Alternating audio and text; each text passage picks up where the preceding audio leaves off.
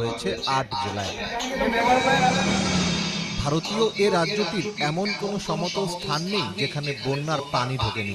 এমন পরিস্থিতিতে বাঁধটি খুলে দেওয়া প্রয়োজন ছিল বলে জানিয়েছে স্থানীয় সংবাদ মাধ্যম বরাক টাইমস।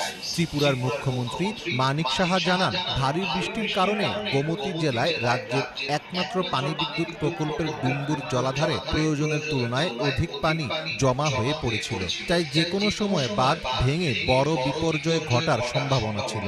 এই পরিস্থিতিতে স্থানীয় এলাকায় আগাম ঘোষণা দিয়ে জলাধার কর্তৃপক্ষ স্লুইস গেট খুলে বাড়তি পানি ছেড়ে দেয়। তবে কোনো সতর্কবার্তা ছাড়া এভাবে বাঁধ খুলে দেওয়া কতটা যৌক্তিক সেটি নিয়ে প্রশ্ন তুলছেন অনেকে। ৩১ বছর পর ত্রিপুরা কর্তৃপক্ষ ডুম্বুর জলাধারে বাঁধের এই স্লুইস গেট খুলেছে। এর আগে ভারী বৃষ্টিপাতের কারণে ১৯৯৩ সালে বাঁধের স্লুইস গেট খোলা হয়েছিল। তবে সে সময়ের তুলনায় এবার বন্যা পরিস্থিতি অনেক বিস্তৃত। বাঁধ ভেঙে গেলে পরিণতি আরও ভয়াবহ হতে পারত। সেই আশঙ্কাতে স্লুইস গেট খুলে দেওয়া হয়েছে বলে জানিয়েছে কর্তৃপক্ষ। তবে বাঁধটি খুলে দিল ত্রিপুরায় বন্যা পরিস্থিতি আরও খারাপ হয়েছে। গোমতী ও সিপাহীজলা জেলার বিস্তীর্ণ এলাকার বাড়িঘর ও কৃষিজমিতে ভয়ানক পরিস্থিতির সৃষ্টি হয়েছে।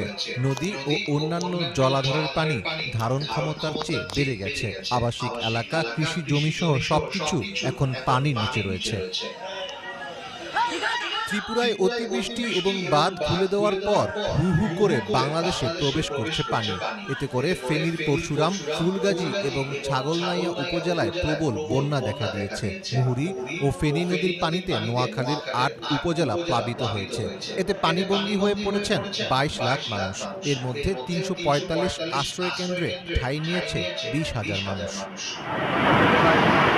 অন্যদিকে ফেনীর উত্তরের ৩ উপজেলা ফুলগাজী, পরশুরাম ও ছাগলনাইয়া রাস্তাঘাট ও ঘরবাড়ির বসতি এখন পানির নিচে। সদর উপজেলা সোনাগাজীর অনেক গ্রামও প্লাবিত হয়েছে।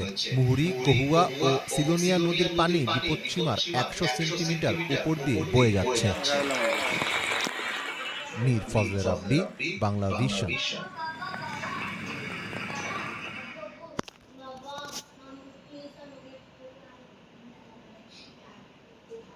এদের মানুষ বেশি ছিল তো বলে এরা